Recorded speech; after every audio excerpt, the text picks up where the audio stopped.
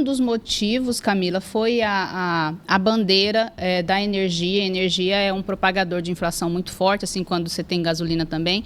Então, quando você tinha a percepção que a gente ia para uma bandeira amarela, que já cobra quase R$2 ali por 100 kWh, e desce para uma bandeira verde, que não cobra nada, então, assim, teve um aumento e recuou. No que recuou, a gente tem essa situação, né? E de queda. Além disso, gente, as passagens aéreas também diminuíram. Então, eu não estou comprando passagem aérea. Então, não vou sentir esse baque. Não, você não vai. Mas quem compra passagem aérea sentiu que realmente deu uma arrefecida. E serviços também, na virada de julho para agosto, também reduziu. Então, nós temos 3 itens, né, que compõem o cálculo do IPCA que tiveram um impacto. Esse impacto veio forte, por isso a deflação. Os analistas, os economistas, a gente estava calculando 0,01% positivo, veio 0,02% negativos, arrefeceu um pouquinho mais por causa do peso, mais da energia, então ficou ali na estabilidade. Isso é bom, porque a gente tem aquela historinha de gastos do governo, né? Nós temos todo esse processo. Tem uma outra situação que eu acho sempre interessante falar, que assim, eu não estou sentindo nada, esse negócio de reduzir de inflação, eu continuo com a inflação. Quero explicar um pouco o cálculo, vamos ser um pouquinho didáticos. Quando eu trabalho IPCA, eu faço cálculo de 400 produtos. Então, imagina, mais ou menos 400 produtos entram na cesta. E eu coloco nessa cesta famílias que ganham de 1 salário mínimo a 40 salários mínimos, né? Então, você vê que é muita coisa, é uma diferença muito grande. Engloba muita coisa. Então, cada um tem as suas experiências com relação à inflação. Se você tem filho, se você estuda, você tem uma situação inflacionária. Se você não tem filho, mas se você tem pais idosos, você entra num outro giro inflacionário. Se você tem problema de saúde, você entra num outro giro inflacionário. Então, a gente tem inflações individuais, a gente chama inflação individual a inflação da família, mas o Brasil, negativo 0,02, tá? Então, isso eu queria trazer. E se você sabe que eu trabalho muito com projeção, então, como a gente trabalha muito... O que o futuro nos reserva. O que o futuro próximo nos reserva, né?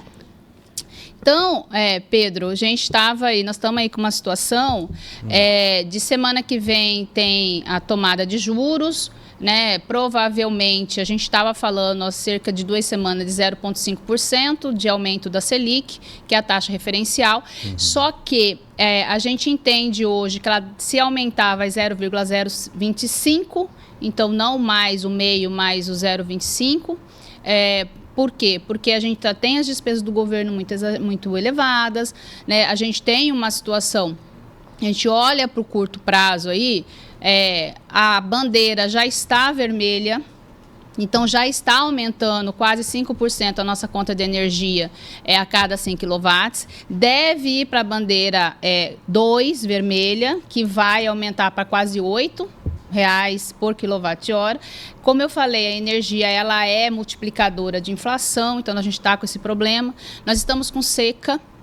Se a gente está com seca, uma das principais bases do prato do brasileiro é a carne vermelha, é o gado. O nosso gado é um gado a pasto, a gente não trabalha com gado confinado.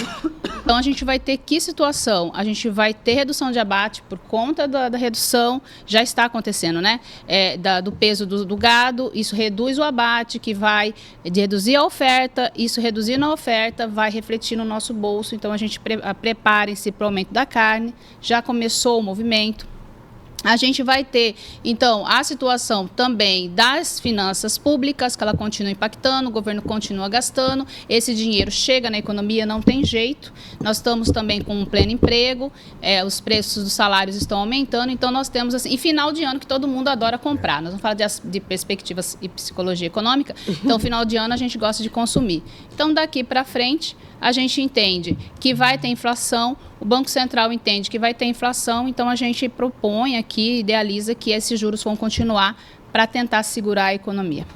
Tá Muito bom? bem. Alguma dúvida sobre esses primeiros pontos, Pedro Panocchi, destacados por aqui? Você que é o homem dos números muito também. Muito bem esclarecido. Nesse movimento tem até a possibilidade do retorno do horário de verão, né, em Sim. relação a dar uma equilibrada na economia, especialmente em relação à questão da energia também, né, Edgei?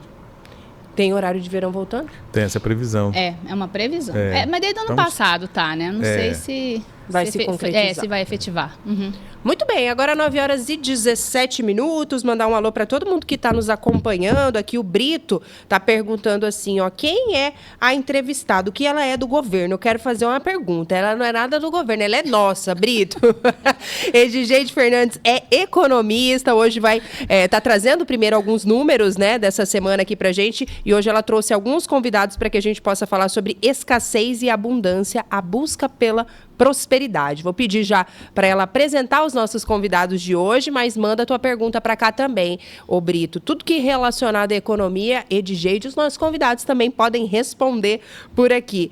Só antes de você apresentar, o Adriano tá falando bem assim, meu Deus do céu, estamos ferrados, Edjeide, fujam para as montanhas. Resumindo, estamos vivendo... Eu acho que vai ter inflação na montanha, amigo. Misericórdia. Ele falou bem assim, resumindo, estamos vivendo uma crise silenciosa, onde todos acham que está tudo bem, mas estamos à beira do precipício. É isso mesmo? Super frase Jesus, perfeita. Adriano. É isso aí. Só pela misericórdia.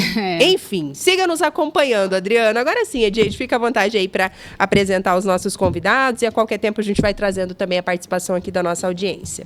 Legal. Então, a gente teve aí várias conversas ao longo, né, da história do programa sobre finanças pessoais. E finanças pessoais é muito mais questões psicológicas, né, emocionais, né, comportamentais, do que... e economia é uma ciência social. Então, nos programas anteriores, inclusive, a gente tinha muito esses questionamentos, né? Então, assim, por que a gente não trabalha melhor isso, deixando um pouco aquela parte do estrelismo dos youtubers, né? Falando que, nossa, você tem que ter isso, você tem que ter aquilo, você tem que ter mais aquilo outro, né?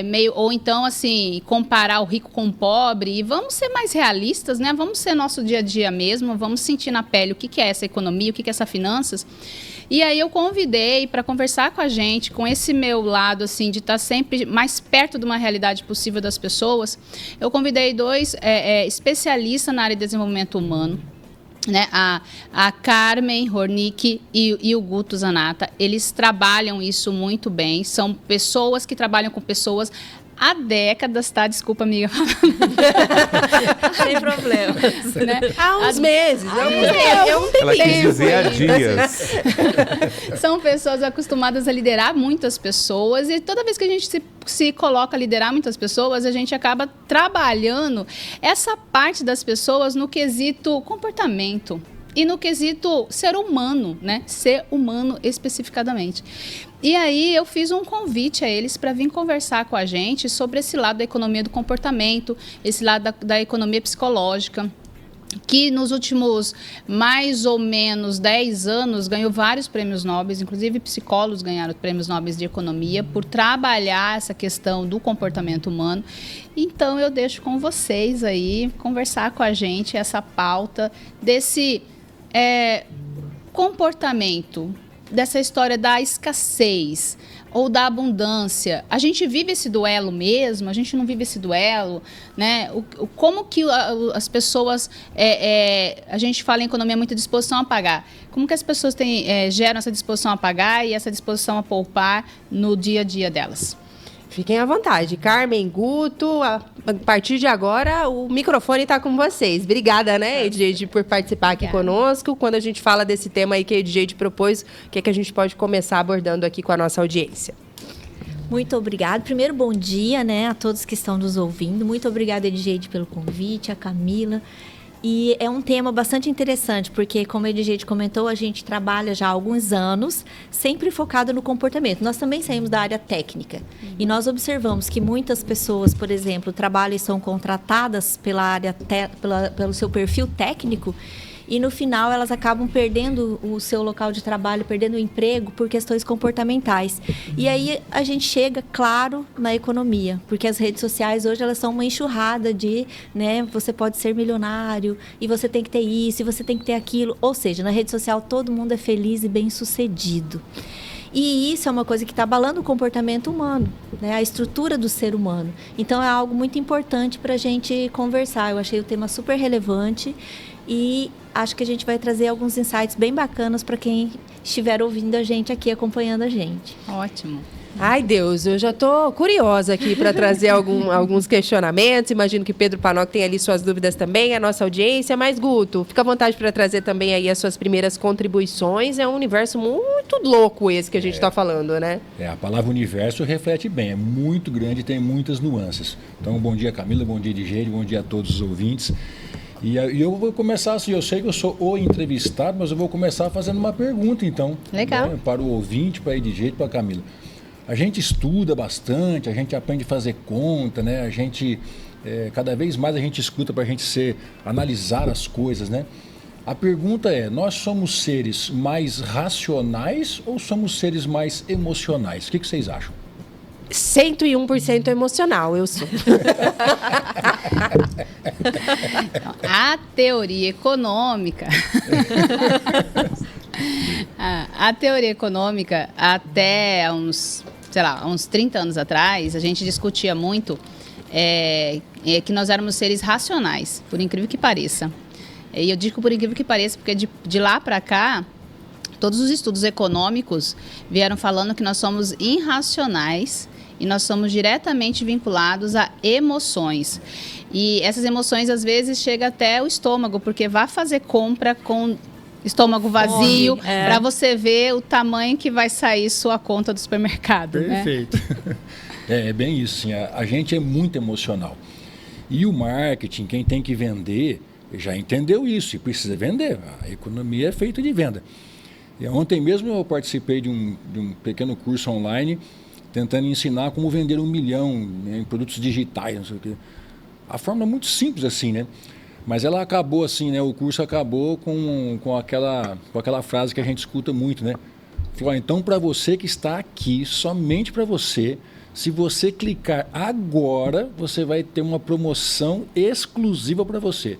Quer dizer, o que ela passou para mim? Ela passou um gatilho emocional de urgência e de escassez. Quer dizer, vai acabar e vai acabar agora. Então, ou você faz isso agora ou você perdeu. Como nós somos seres humanos, a gente não quer perder nunca. A gente quer continuar ganhando. Então, a tendência de eu clicar e comprar sem analisar, ou seja, comprar pela minha emoção, ela é muito grande. Então, a resposta foi correta, Camila. Nós somos 101% emocionais. Ai, Jesus. E aí, desculpa bagunçar um pouco aqui a pauta, de jeito, mas é que eu sou curiosa desse assunto aqui, o Pedro Panoc. Eu queria que vocês falassem um pouco, porque a gente estava até brincando antes de entrar no ar, né? Ah, eu trabalho, eu mereço, vou comprar. Ah, hoje eu tô cansada, trabalhei demais, eu mereço, vou comprar. Ah, hoje eu tô com preguiça, vou comprar também. Hoje eu tô feliz, vou comprar. Hoje eu tô triste, vou comprar. Parece que a emoção, ela move muito, já né? Somei 10 dias no mês essa emoção. ela move muito, né? Os nossos desejos, essa história de eu trabalho, eu mereço. Onde que a gente vai parar quando a gente fala disso? Carmen, Guto, o brasileiro é muito assim, ou é um comportamento que se repete também no entorno do mundo? Aí, o que vocês podem compartilhar conosco, né? Até aproveitando essa experiência de alguns dias de vocês. Na verdade, é assim, desde que o Kahneman, né, que inaugurou, foi um prêmio Nobel de economia, porque ele saiu, né, ele observou que realmente a gente não compra por questões racionais, só pesando prós e contras, mas a gente vai na emoção. O que você está falando, Camila, é da nossa gratificação, né? Eu mereço, eu posso.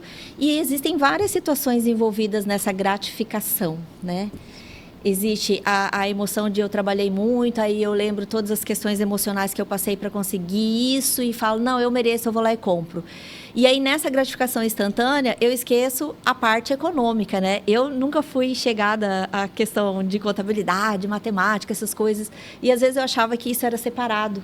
Mas a gente precisa perceber o quanto que a nossa emoção vai pesar lá na matemática no final do mês. Né? Quantas parcelinhas que eu faço, como que vai ser. Então, quando você perceber essa coisa de eu preciso me gratificar de alguma maneira, aí é o convite de você olhar para dentro de você. Como é que estão as suas emoções e por que você está sentindo essa necessidade dessa gratificação instantânea? O que no seu emocional precisa ser visto e trabalhado? E, a partir daí, você vai adquirindo consciência. E, ao adquirir consciência sobre as suas emoções, você vai também melhorando as suas questões, as suas finanças, né? Suas finanças pessoais.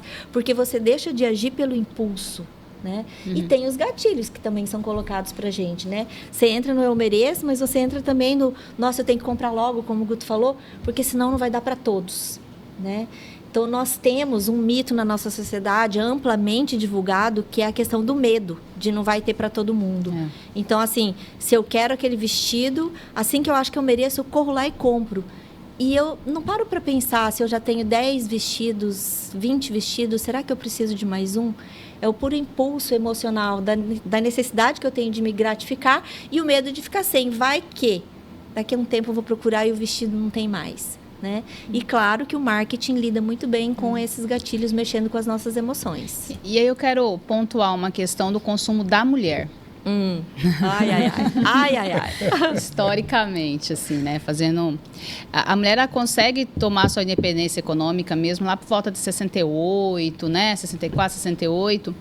E devido, né, às questões de anticoncepcionais, ela se torna realmente um agente econômico para trabalho.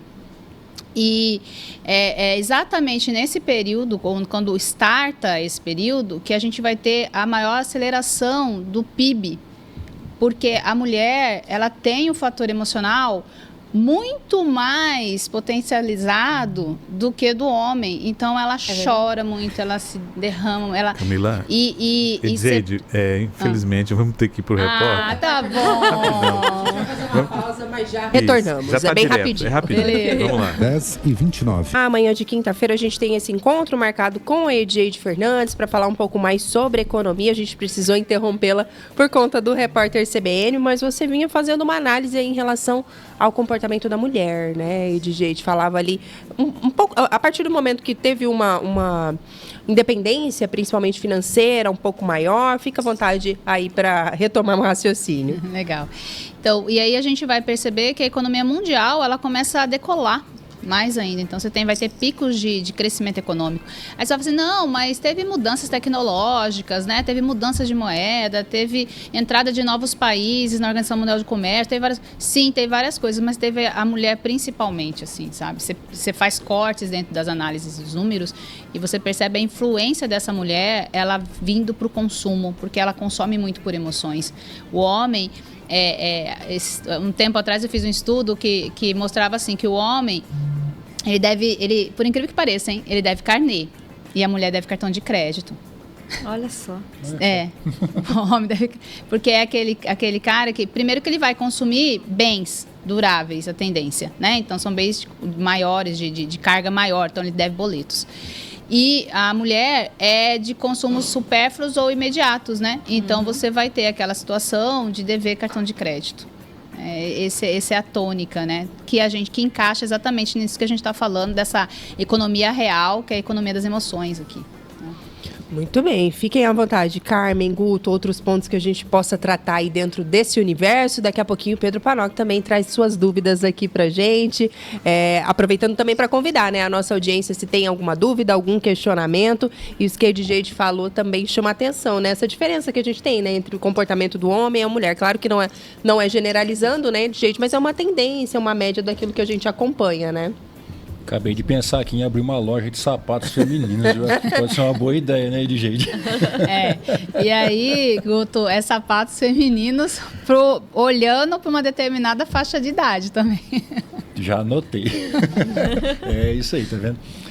Pedro, tem algum questionamento aí nesse momento? Você é movido a emoções? Você é mais racional? Como é que são as suas compras? Eu tô no meio termo ali. Tem hora que eu abro mão dessa coisa do emocional, do cara que vai pensar ali nos números e me deixa emocionar. Mas é isso que a Edzeide falou. O meu negócio é coisa que dura, então tem um certo apreço por tecnologia e aí eu passo longe às vezes, né? Porque senão eu vou incorrer nessa situação. Mas o meu questionamento para o Guto e para a Carmen, justamente em relação à escassez, que a gente tem isso, de certa forma, impregnado historicamente, e às vezes os nossos pais até falavam dessa situação, e eu volto até mais ainda, utilizava até a Bíblia, né, como uma referência do tipo, lá na Bíblia está dizendo que o rico não entra no reino do céu. A gente foi criado, de certa forma, pensando nessa situação. E aí, lá na frente, a gente tenta compensar isso de certa forma. Como é que encontra esse equilíbrio para você não ter esse pensamento de escassez, no sentido de depois, lá na frente, gastar, mas também não ter esse pensamento de escassez e não investir, por exemplo, num planejamento econômico a médio e longo prazo? Como é que encontra esse equilíbrio, Guto e Carmen? Primeiro, eu acho que é assim, né? Você falou tudo, Pedro. A gente é bombardeado por essas questões de escassez e no nosso dia a dia a gente experimenta isso. Então você resolve ir numa loja, não tem lugar para você parar na frente, então não tem vaga. Você acorda de manhã e às vezes você pensa, putz, eu dormi pouco essa noite, né? Então a gente é bombardeado e alimentado realmente que o mundo está escasso e que tem pouco para a gente, né? Quer complementar alguma coisa, Carmen, sobre a escassez? Nós vivemos, né, num mindset de escassez, especialmente isso que você falou. A nossa formação judaico-cristã traz muito esse mindset para nós. E por isso a gente tem a sensação, desde o momento que a gente acorda de manhã, talvez o primeiro pensamento seja: eu não dormi o suficiente, eu precisava dormir mais. Já é um mindset de escassez. E até que você saia da cama, você vai pensando das outras coisas que está faltando. E aí a gente entra assim, no movimento elíptico de só reclamar e dizer que está faltando, que eu não tenho isso, que eu não tenho aquilo, eu não tenho dinheiro, eu não tenho o lucro suficiente que eu queria ter, eu não ganho o suficiente para pagar as minhas despesas. E às vezes a gente entra até na escassez de água, como a gente viveu na pandemia. Vocês observaram o que o medo da escassez provocou nas pessoas? Eu lembro que eu achava muito engraçado de ver as reportagens das pessoas que foram para o supermercado comprar papel higiênico e compravam carrinhos e carrinhos de papel higiênico, e você fala assim, eles estão raciocinando ou eles estão agindo somente na emoção? No medo, né? Na emoção e medo. Emoção e medo. É exatamente isso. Porque é o medo de não ser suficiente para todos. Depois, quando veio vacina, aquelas filas gigantes, todo mundo tinha medo de não ser suficiente. Então, a gente é o tempo todo bombardeado, e isso vem, como o Pedro falou, na nossa raiz judaico-cristã, de dizer, olha, vai faltar. Se você ama os seus, você faz de tudo para proteger, né? E aí a gente entra no outro mito da escassez, que é o mito do quanto mais, melhor. Então, quanto mais eu tiver, melhor. E aí, especialmente as mulheres que agem muito na emoção, né? A gente nem raciocina se a gente já tem o suficiente, né? E a gente fala uma suficiência boa, como a gente consegue... Com limite, né? Com um certo limite. Mas é de você ter essa percepção. Se eu já tenho o suficiente, será que eu preciso consumir mais e mais o tempo todo? Ou eu estou sendo bombardeado pelos gatilhos e por esse mito de que vai faltar uma hora? Então, quer dizer, quanto mais eu tiver, melhor. Porque não tem o suficiente para todo mundo. Então, essa coisa de a gente trabalhar a nossa suficiência e entender para cada um de nós o que é o suficiente para mim. Então, isso é uma coisa que eu e o Guto, a gente sempre comenta, até nos nossos treinamentos acontece, né? Conta aquela história daquele funcionário. Histórias por aqui. Conta aí. Eu estava lembrando bem disso, bem que enquanto que o Pedro falou assim, né? Como combater isso, né? E a gente estava numa palestra, estava falando um pouco sobre deixar um legado, né? Do que você quer para a vida, qual história você está deixando para os seus filhos, né, na empresa que você está passando. E aí um participante levantou a mão lá, falou, olha, Guto, que se você perguntar para qualquer um de nós aqui, ó, o que nós queremos aqui, cara, é ter uma vida boa e ficar bem, entendeu? Viver tranquilo. Eu falei, perfeito, é um bom caminho. O que é uma vida boa para você? O quanto você precisa ter de capital, o quanto você precisa ter de renda passiva, o quanto que você precisa ganhar para você entender que você está numa vida confortável, do jeitinho que você quer. E ele não tinha essa resposta. Então a gente levanta de manhã reclamando que ganha pouco, que tem pouco, né? Ou repetindo uma coisa que tem sido colocada nas nossas cabeças. Mas quando você pergunta, tá, mas aonde eu quero chegar? Qual que é a minha meta? Eu quero ter uma casa de aluguel para complementar minha renda? Eu quero ter 50 mil, 100 mil aplicado numa... A gente não tem. Se eu não tenho uma meta, como é que eu vou fazer um plano de ação para chegar lá e poder dizer, olha, cheguei aonde eu queria, no meu capital? Aí a gente entra no sempre, no cada vez mais, E pior, cada vez mais sem saber para onde. E aí eu não tenho plano de ação, não tenho caminho para fazer, não tenho meta. Se eu quero, até o final do ano, eu quero ter um dinheiro guardado na poupança. Quanto? Eu preciso saber quanto. Para mim saber quanto que eu vou guardar esse mês. Entendeu? Agora, se eu não sei quanto, sabe o que acontece? Na hora que eu passo na pizzaria e sinto o cheirinho da pizza, eu penso naqueles R$100 que eu vou poupar e falo, quer saber, eu vou comer uma pizza. Satisfação imediata. Troco a satisfação imediata pela satisfação que seria para depois, eu troco pelo agora. E aí a gente vai consumindo. E quando vê, passou 20 anos e você não poupou nada, entendeu? E isso é preocupante, eu me preocupo muito com isso, porque a gente já está em máxima, né? Que a gente está envelhecendo pobre, né? Porque as emoções e os problemas econômicos, as crises econômicas, os voos de galinha da própria economia, porque a gente acha que a macroeconomia não nos influencia e ela influencia plenamente, né? Então, a gente levar, e o brasileiro é emoção, a gente compara o brasileiro com outras, né? Com outros povos, outras culturas, nós somos super emotivos, emocionais, e aí a gente olha e vê, nossa, eu não estou guardando, que seja... Eu sempre falo, adorei a história dos cofrinhos e dos porquinhos do digital. R$5, gente, é R$5, mas lá na frente, R$5 há anos sendo depositados e é uma taxa de juros, os juros compostos vai fazer sua vida feliz um momento, né? Uhum. E falando nessa história do que ele falou, dessa crença judaico-cristã e dessa crença do dinheiro, eu lembro, há muitos anos atrás, eu fui assistir uma palestra de um cara bem famoso que teve aqui em Cuiabá.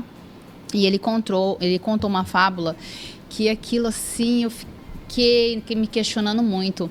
Ele falou, e você vê que e a plateia toda ficou, né? Que ele falou assim, uma historinha também, né? Ele tinha um homem, né, muito rico, e ele estava com vários problemas dentro da casa dele, dentro das empresas e tal. E ele ficava muito com raiva do jardineiro dele, que sempre estava cortando as flores e assoviando. E cortava as rosas, né? Ia lá, dava o jardim assoviando. E ele falou, puta, eu tô aqui, né? Sou muito rico, tô com dor de cabeça, não dormi direito à noite, tô com problema na empresa, problema em casa, e esse jardineiro está assoviando. Vou acabar com esse assovio dele. Aí passa-se um tempo, né, o jardineiro parou de assoviar, né, e aí a mulher dele falou assim, ué, mas fulano não tá, não, eu que acabei com esse assovio. Por quê? Eu depositei 10 mil na conta dele. Implantou uma preocupação lá. O problema foi dinheiro, entendeu? Sim. Aí eu falei, nossa, que gatilho péssimo. Mas tudo bem, né? Você vê como que é. O que é? Ele trabalhou exatamente aquela questão. Dinheiro faz mal. Dinheiro faz mal, é isso aí. Dinheiro te deixa preocupado. E foi a fala dele de abertura da palestra. Eu falei, Jesus. Por incrível que pareça, tem pessoas, por exemplo, que jogam ali num jogo qualquer, né, nos milhões acumulados, e aí vem uma pergunta, e aí, o que eu vou fazer se eu ganhar? Mas não sabe, não. Não é? Eu queria... Pode falar. Não, eu ia falar assim, você entende que pouca gente tem uma meta de falar, ó, quando eu tiver X de capital, quando eu tiver isso aqui, para mim tá bom. Pouca gente tem isso. É bem essa, vai ganhar na Mega Sena ou na qualquer loteria e eu não sei o que eu vou fazer. Gente, dá aqui tudo pra mim, esse dinheiro aí. Brincadeira. Diz que anota minha conta aí, você não sabe o que fazer, né? Guto, eu queria voltar num ponto, e aí acho que a gente também pode tratar desse assunto. Isso que você falou, né, pra gente, de colocar no papel, de ter metas, né, de saber muito bem onde você está e aonde quer chegar. Tem gente que é o louco da planilha, o louco da anotação, né? O quão isso é importante também pra gente se organizar. E aí eu vou contar aqui um pouquinho pro Guto, pra Carmen, aquilo que eu já falei pra Edjeide. Eu vou ali, eu recebo, eu nunca nem fiz a conta de a coisa que o Pedro mais fala aqui. Ele pergunta assim, qual é o seu, como fala? Despesa fixa? Fixa. Eu falo, não sei.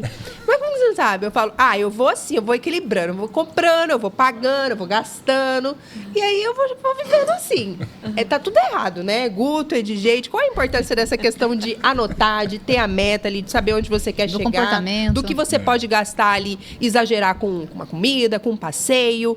Isso faz muita diferença. A experiência de vocês mostra que uma pessoa que tem ali tudo... Claro que você não precisa ser tão rigoroso, né? Mas ter essa organização mínima, isso é importante também para que a gente possa ter uma vida ali financeira mais equilibrada, mais organizada?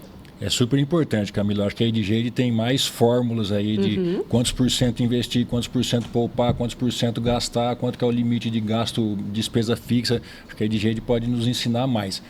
Mas você ter as coisas definidas é muito bom. Eu vou contar outra história que não tem a ver com dinheiro, mas é assim, ó. Durante até meus 25 anos, eu comi uma pizza inteira grande com muita facilidade. Então, eu chegava na pizzaria, pedia uma pizza grande só para mim. E aí eu comi aqueles 8 pedaços de pizza. Satisfação imediata, ok? Eu não pensava naquela época da minha satisfação posterior, né? Então eu comecei a ganhar peso, aí eu comecei a ter pressão alta, né? Pelas pizzas e outras coisas, né? Não vamos matar a pobre pizza que eu continuo comendo pizza. A pizza era só uma parte só. Mas chegou num momento que eu tive uma definição. E eu falei, bom, agora eu sento na mesa e vou comer no máximo 2 pedaços de pizzas. Se eu achar que está super delicioso, eu vou comer o terceiro, mas nunca além disso. E aí hoje, depois de alguns anos de consciência disso, de escrever bilhetinho para isso, hoje eu sento tranquilamente numa mesa, numa pizzaria, como 2 pedaços. Se tiver super delícia, eu como o meu terceiro, mas eu não passo mais disso.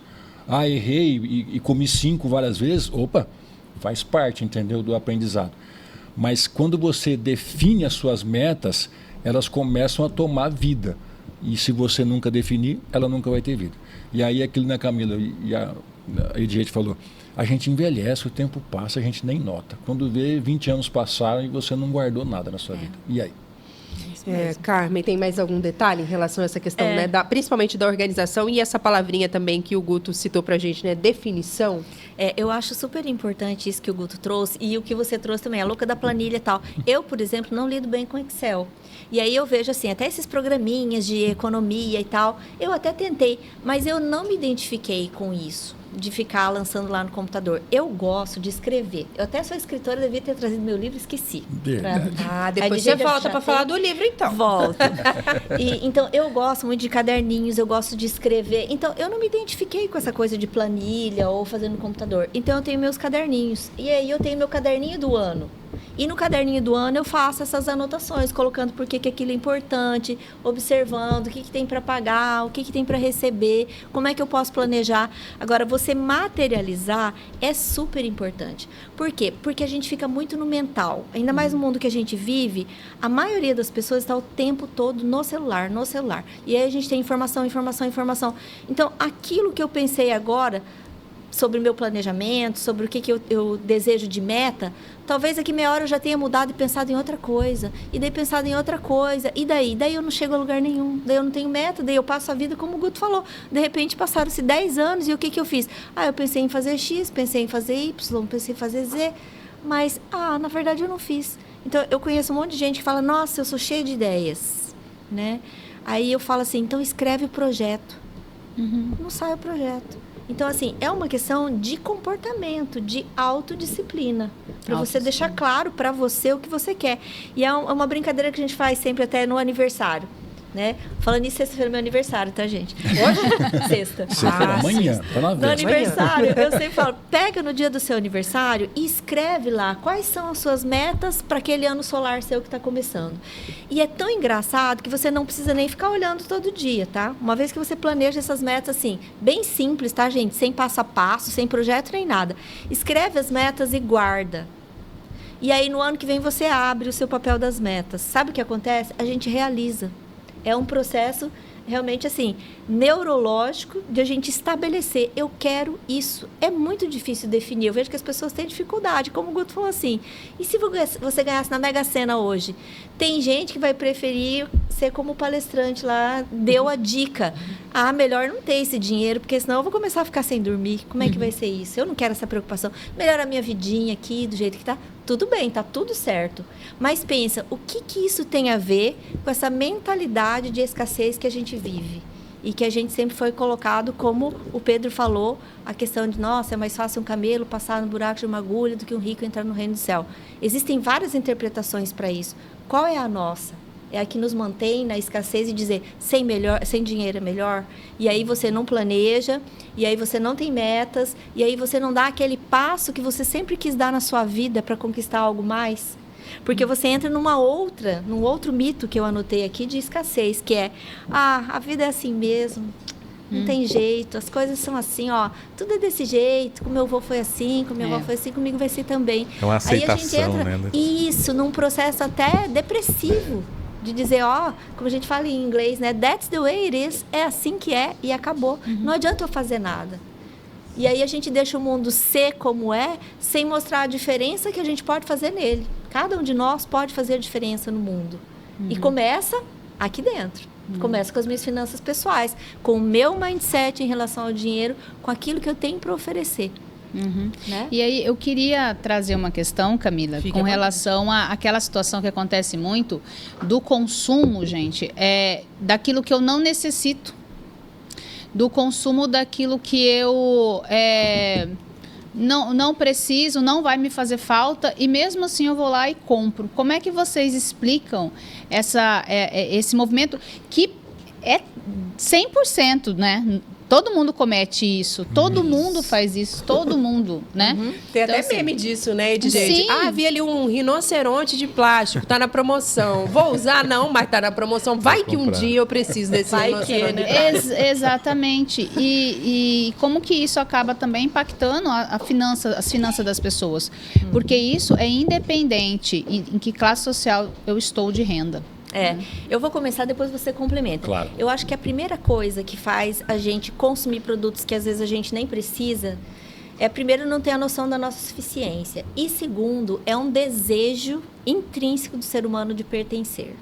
Isso tem muito a ver com pertencimento. Você vê, a gente começa na adolescência, observa que os adolescentes, quando eles se reúnem em grupos, eles têm uma tendência a usar o mesmo estilo de roupa, as mesmas cores, ouvir as mesmas músicas. Isso tudo é para quê? Para buscar o pertencimento. Então, a partir do momento que um amigo meu tem tal produto, eu quero pertencer, eu quero fazer parte do grupo. Então, eu também quero aquele objeto que todos têm. E todo mundo vai falar, ai, que legal, você pertence, né? A gente vê isso muito em novelas, filmes, se a gente parar para observar, essa questão da necessidade do pertencimento do ser humano está presente em todas as nossas ações, inclusive no consumo. Porque eu quero pertencer, eu quero ser aceito por tal amigos. Que marca de roupa eles usam? Então eu vou ter que comprar essa marca de roupa. Que carro eles têm? Eu também vou querer um carro porque eu quero pertencer, eu quero ser convidada para as festas, eu quero participar ativamente da família deles. Gente, ter amigos é uma das coisas mais importantes que o ser humano tem a cultivar, porque nós precisamos do outro, né? E às vezes esse cultivar amizades, ele se confunde um pouco. Olha, eu quero ser amigo daquele grupo, então que restaurante eles comem? Eles vão em tal restaurante. Então, às vezes mesmo que eu não tenha dinheiro para ir naquele restaurante, eu tô indo lá porque eu quero pertencer. Então, para mim, eu observo que essa compra, às vezes, desenfreada de coisas, vem muito dessa minha necessidade de eu querer fazer parte desse grupo. E aí a rede social ajuda a gente pra caramba, né? Se você não tem consciência, você vai olhando e fala, não, eu quero ser daquele grupo. E aí eu vou gastando essa coisa que a Camila falou do merecimento, né? Muitas pessoas falam, você tem que exercitar o seu merecimento. Perfeito, eu acho que você deve realmente exercitar o seu merecimento. Mas você tem que exercitar o merecimento pensando nos seus valores e não no valor do outro.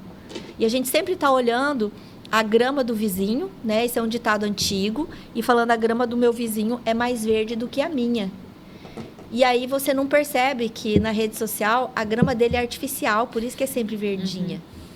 Então, assim, essa coisa de olhar para si e observar por que eu estou comprando coisas que eu já tenho suficiente. É uma questão de pertencimento. Ou que eu não posso, né? Não tem condições. Não tem condições. Ah, vou fazer 1000 parcelas e vou fazer. Né? Tem um comentário aqui, uma reflexão do Júlio, me permita compartilhar com vocês. Ele está falando aqui, bom dia, será que eu sou fora da curva? Veja só, eu não consigo entender muito bem essa questão do eu trabalhei, eu mereço, vou lá e compro. Eu já não gosto muito de shopping, de loja, enfim. As únicas coisas que eu me sinto bem comprando são ferramentas e materiais de serviço, pois se eu estou comprando, é porque eu tenho um serviço para usá-los. Desta forma, eu vou me manter ocupado e trabalhando, e isso é o que me faz bem, me satisfaz com o simples. Hoje, e aí ele entra nesse ponto que a Carmen tocou aqui pra gente, vivemos em tempo de pessoas influenciáveis pela mídia, por influenciadores que arrebatam multidões que querem resultados rápidos de retornos financeiros e quando o resultado chega, eles nem se dão conta que foram iludidos, e aí ele cita aqui o nome da polêmica, né? Nem se dão conta que foram iludidos por Deolanes da vida. Aí me vem a pergunta, eu sou diferente ou eu sou chato mesmo? É o questionamento que faz aqui o Júlio. Ele fala dessa questão de se satisfazer no simples e do impacto dessa questão dos influenciadores, da rede social. E é justamente isso que você fala, né, Carmen? Nem tudo que está ali na rede social é a realidade daquela pessoa, né? Por mais que ela seja rica, bem-sucedida, enfim, ela mostra aquilo que ela quer que você veja, né? É muito ruim quando a pessoa vai se balizando somente por aquilo que está na rede social, né? E é um processo até inconsciente, né? Às vezes você até tem consciência, mas você vai olhando e falando, nossa, fulano viajou para não sei onde. Nossa, meu amigo de infância, olha a casona dele. Olha, e aí você vai entrando até num processo de depressão que a gente vê muito acontecer hoje por conta de rede social. E o Júlio, depois você responde também, mas eu vou falar, Júlio, eu acho que você está com uma consciência muito bacana. Perfeito. Tá? Eu acho que você já deu um passo, assim, do sofrimento que a gente vê que as pessoas estão passando hoje. Quando a gente faz, né, os nossos encontros, as nossas lives, a gente vê que o que as pessoas mais reclamam é como é que eu faço para ter mais dinheiro? Como é que eu faço para ter mais dinheiro? Qual o seu maior medo? Medo de ficar sem dinheiro. Medo de perder tudo. Então, assim, eu vejo que você, Júlio, nessa opção pelo simples, investir no seu trabalho para ampliar cada vez mais, você está trabalhando uma outra mentalidade, que é a mentalidade da suficiência, que eu até anotei aqui, que é fazer a diferença com o que você tem. Então, você se foca no que você tem, por exemplo, a sua profissão, eu imagino que seja pelo que você disse aqui, e aí você vai investindo cada vez mais nas ferramentas e você vai expandindo a partir do que você tem. Isso é fantástico. Eu acho que você está num mindset muito bacana. O Júlio tem aquilo que a gente falou, definiu o que é importante para ele. Para mim, o importante são essas minhas ferramentas, porque são úteis. Parabéns, é isso aí. Eu acho que hoje a grande raiz dessa turma perdida é não ter definido o que é importante para mim. E aí, nessas comparações, nas redes sociais, e nas redes sociais eu faço um parênteses aqui, né? O que a gente posta nas redes sociais? O momento especial, né? A gente não posta o dia a dia. A labuta, a correria, o trânsito engarrafado, você coloca os momentos especiais. E aí quem está do lado de cá vendo, começa a acreditar que o mundo é daquele jeito. Então o mundo é só viagem, roupa bonita, shopping, café, cerveja, vinho, carro bom. Mas aquele é só um pedacinho da fotografia. Então tem que mostrar o filme todo. E o filme todo ele tem os momentos de trabalho também, né? Eu também quero responder a questão do... Tá na hora do repórter, Você Pedro? tá querendo Ainda me não. Pode ir, no gente. Eu queria ver o quarto desse cara, sempre da despensa, onde ele guarda esse... Eu tenho certeza que ele deve ter um monte de ferramentas. Que ele deve explodir a compulsão dele em algum... Que o excesso dele tá aí. Pode ser, Porque porque você vê, há uma racionalidade, sim, ele provavelmente é uma pessoa que foca muito no trabalho, então... E a pessoa que gosta de ferramentas, ele vai comprar uma, ele vai comprar duas, ele vai comprar 10, ele vai comprar 100 ferramentas, porque ele sempre vai... Assim como as mulheres são com maquiagem, que eu não aguento, tem 3.000 pós para você passar no rosto, eu não entendo aquilo, os homens vai ser com ferramenta. Mas assim, tirando a meio sátira ou conversa fiada aqui à parte, mas é isso mesmo, assim, você focar, e é super difícil, gente, é muito difícil a gente conseguir driblar o marketing, a propaganda, para que a gente consiga sair dessa do querer mais. Já existe, já tem um tempo, um movimento sobre minimalismo, né? Que é viver com menos. Os jovens, hoje a gente faz pesquisa, se a gente trabalha o jovem ali dos seus 20, 25 anos, como que é o procedimento dele? Eu não quero carro, eu ando de Uber. Isso. Eu não quero casa, eu alugo, eu Airbnb, eu não preciso morar aqui, eu posso morar em Florianópolis e trabalhar em Cuiabá, entendeu? Então, assim, eu acho que e ao mesmo tempo que você percebe esse tipo de jovem, você percebe o totalmente alienado com relação ao consumo. Então, nós estamos vendo duas máximas, né? Então, é em cima disso que eu queria colocar o posicionamento. É bem interessante. Você falar isso do Júlio me lembrou, Júlio, de uma coisa que talvez eu tenha desenvolvido em relação à ferramenta de trabalho. Eu sou louca por leitura. E aí, quando eu vejo, eu comprei livros que nem dá conta de ler, porque eu não tenho tempo. Nossa casa é uma biblioteca. A minha. Esses dias o Guto me chamou a gente mora numa casa, falou, vamos mudar para um apartamento? Aí eu fui, olhei o apartamento e falei assim, aqui não cabem meus livros. Não dá para mudar, não tem como. Mas eu também exercito muito a máxima, Júlio, que eu não sei se esse é o seu caso, é a questão do orai e vigiai. Então, assim, eu tenho me vigiado para só comprar um livro na hora que eu já terminei de ler aquele que eu comecei. Embora eu tenha aqueles livros que eu nunca terminei, porque eu gosto tanto deles, que eu deixo eles sempre sem terminar para eu ter que voltar. Agora sim, a gente vai fazer uma pausa, mas já a gente volta para a reta final aqui do nosso bate-papo. Do que você abordava lá no início da nossa entrevista, mas também ao longo aqui do nosso bate-papo, ela diz assim, Jade, bom dia, excelente quadro. Na minha opinião, analisando a situação atual, consumismo, irracionalidade, falta de conhecimento emocional do homem atual, isso fará com que o homem do futuro vá passar fome. Você tem esse mesmo entendimento, Jade, desse pensamento aqui da Vera? E obrigada, Vera, pela companhia. Isso que ela colocou, décadas, centenas, né, de anos, já se questiona isso, né? Malthus já falava, né, que a gente crescia em PG, a comida em PA, quer dizer, crescia multiplamente, mais homem do que comida, então a gente ia morrer de fome, né? E depois, com o passar do tempo, os processos tecnológicos e tal foram gerando... suprindo as necessidades dessa demanda, né, do ser humano. Eu acho que não vai chegar a isso tudo, olhando para uma perspectiva assim, dos movimentos globais até, ao mesmo tempo que você tem os neném, por exemplo, né, que nem trabalha, nem estuda, nem gera, vive, né, esperando a herança da família, etc., ou do governo, a gente também tem um outro grupo que trabalha muito o minimalismo, né? Como a gente estava comentando. Uhum. Então, assim, que eles também observam. Gente, eu trabalho com finanças há 25 anos. Eu lembro muito bem, lá no comecinho, as pessoas não sabiam o que era inflação. Hoje em dia, o jovem, a pessoa que tem renda baixa ou que tem baixa escolaridade, ele sabe disso, ele conversa sobre economia com a gente. A gente vive na era do conhecimento, então, assim, ele tem uma facilidade muito rápida de ter informações ruins e boas, de qualidade, de não qualidade, todas à disposição. Então, assim, o ser humano tem feito uma racionalidade em cima disso. A própria rádio, TV, de tanto argumentar e falar e questionar, tem levado isso também. Né? E a gente vê famílias diminuindo, né? A gente vê toda uma composição hoje de que a gente chama isso de equilíbrio dinâmico, né? Isso é teórico também, mas a gente observa isso muito na prática, que assim, tudo que está em excesso vai acontecer alguma coisa que vai dar o corte. Uhum. E aí você volta para um ponto que gera um equilíbrio, que de novo vai se desequilibrando e volta a ter de novo, cresce de novo e dá o corte de novo. Então, a gente tende a ter um equilíbrio dinâmico e eu acredito muito no equilíbrio dinâmico, sabe? Desses movimentos, para não chegar, é como se não chegasse a essa máxima de fome, de morrer de fome, coisa desse tipo.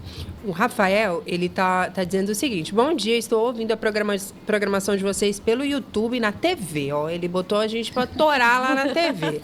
Tenho 27 anos, eu tenho dinheiro, mas eu não viajo. O que é que eu faço? Eu até mandei aqui alguns questionamentos para ele, mas ele ainda não deu tempo dele ver aqui se ele tem alguma meta específica.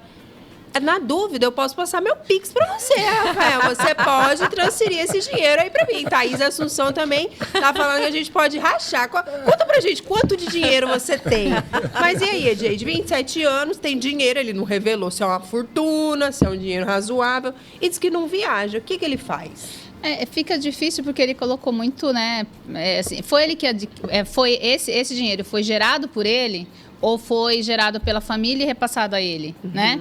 Ele tem esse dinheiro, ele quer viver de renda, porque, gente, viver de renda dá uma dor de cabeça enorme. Não pense você que você tem dinheiro, entrega dinheiro para os outros administrar, você vai perder muito dinheiro. É taxa de administração, é taxa daquilo, é taxa daquilo outro, é taxa de custódia. Quando você vai ver, a rentabilidade sua foi lá para baixo.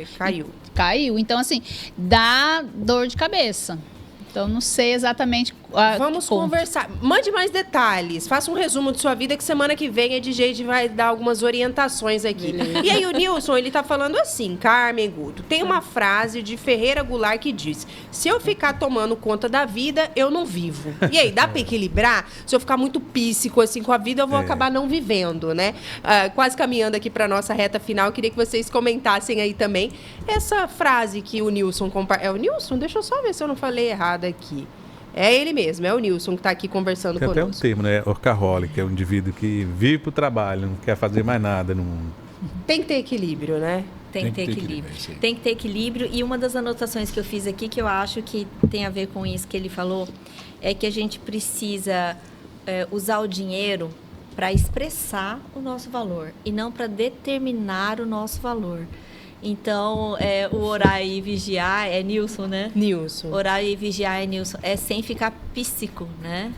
E também, realmente, aproveitar a vida. Porque sabe qual que é a grande riqueza, no final, de todos nós? É viver o momento presente. Eu até anotei isso aqui, ó. A riqueza é estar presente na plenitude da vida. Então, sim, a gente tem que ser consciente, observar as nossas emoções, conhecer as nossas emoções, saber como normalmente a gente reage, criar planos de ações, criar projeto de vida daquilo que eu quero conquistar, mas a gente não pode esquecer a riqueza que é o momento presente, a riqueza que é a gente estar aqui conversando sobre esse assunto, ter essa abertura para várias pessoas escutarem, interagirem com a gente, aprenderem e, se Deus quiser, ter um movimento diferente na vida, um movimento de prosperidade, um caminho diferente. Que não significa necessariamente ter dinheiro. E se saber administrar, né? Ô Nilson, vou falar uma coisa. A gente tem uma ferramenta que analisa 12 áreas da vida, sabe? Então, 2 delas eu vou citar e aí eu vou responder se é possível ter equilíbrio, né? Uma delas é o financeiro, né? A parte financeira, e a outra é o lazer. E aí, quando você analisa isso, e você olha, a gente identifica lá como é que funciona cada uma das áreas, você vê se você está dedicando realmente sua atenção somente à parte financeira, mas você tem um lazer, se a sua parte física está indo bem, se a sua parte intelectual está em desenvolvimento, e aí outras mais. São 12 áreas que a gente analisa nessa ferramenta e a gente consegue ter um olhar justamente disso aí. Eu estou conseguindo equilibrar? Ou eu virei um workaholic e não ligo nem para minha família, entendeu? Por exemplo.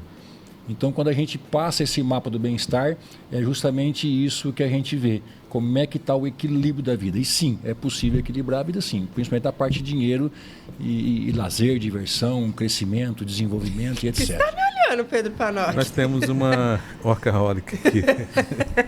Bichinha trabalha, menino. É verdade. Tem que investir um pouquinho mais. Vai pro Rio de Janeiro. Então Paris. Eu tô saindo de férias amanhã, Paris. Hein, galera? Ai, tchau, chefe. Mentira, não tô ainda não. Depois eu quero saber esses outros, como chama? Roda do Bem-Estar? Como é? Não, Mapa do Bem-Estar. Mapa do Bem-Estar. Conta pra mim depois aí nos bastidores. Bom, inclusive eu vou te falar aqui, então, aproveitar. Nós iniciamos um curso online na terça-feira agora. Conta pra gente. São 5 encontros online toda terça-feira. E essa aula que aconteceu na terça, ela já está sendo gravada, já foi gravada e vai sendo colocada numa plataforma para a pessoa poder acessar. Então, se você tiver interesse, quem estiver nos ouvindo que tiver interesse de participar, nós estamos falando só sobre relacionamentos. Chama relacionamentos inteligentes. Fala de relacionamentos entre casal, com dinheiro, com as nossas coisas, com a nossa saúde, no trabalho e etc. Entendeu?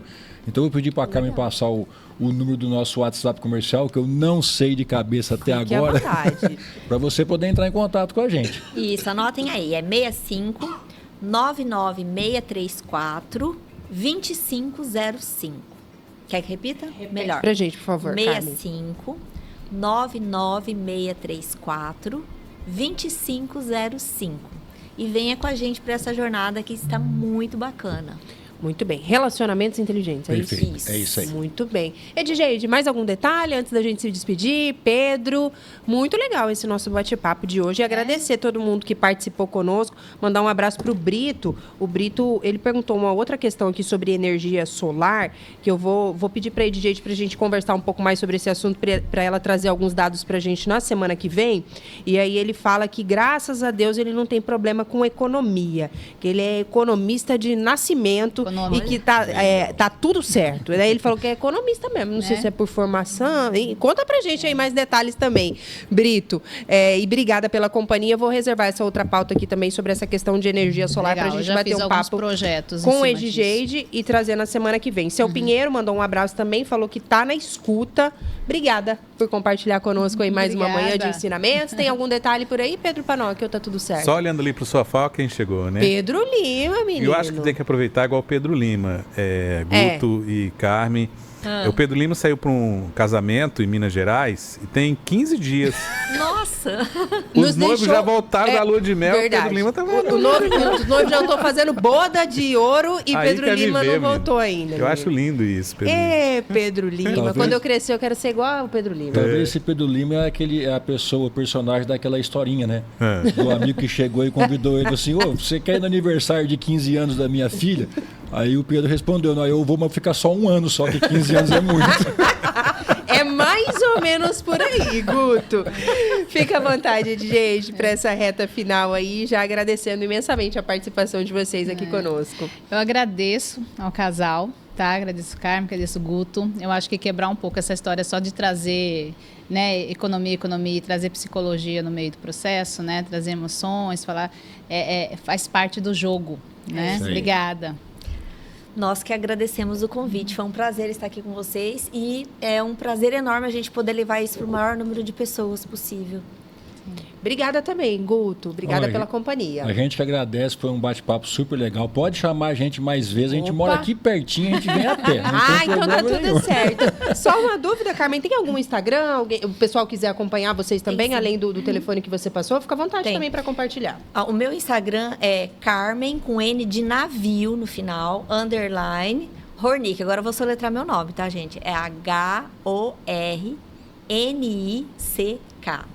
Tá lá. E o do Guto, O meu é Guto _Zanata. Mais simples, Esse né? tá mais fácil. Mais fácil. e tem o da nossa empresa também. Fique à tá? vontade. É Ser Humano Profissional. Tudo junto, Tudo bem junto. fácil, Tudo tá? junto, isso aí. Ser Humano Profissional. Muito bem. Todo mundo convidado, então, também a acompanhar esse casal super querido que esteve aqui conosco nessa manhã. Obrigada também, Edgeide. Obrigada. Vamos fazer uma pausa, porque